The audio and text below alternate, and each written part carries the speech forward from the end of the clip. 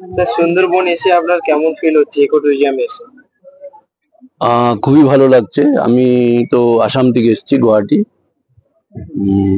আমার ওয়াইফের friend, husband ওরা এই ট্যুরটা অ্যারেঞ্জ করেছে। আসার পরে খুবই ভালো লেগেছে।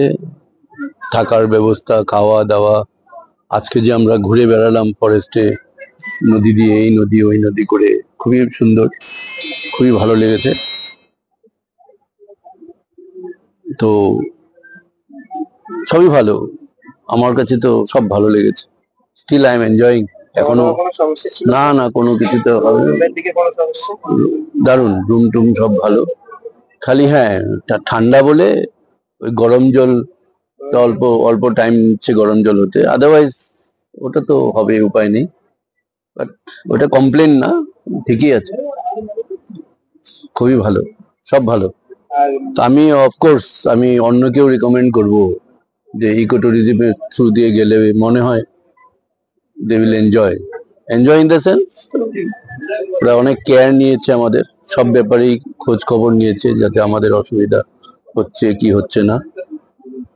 And thank you eco tourism. Welcome sir.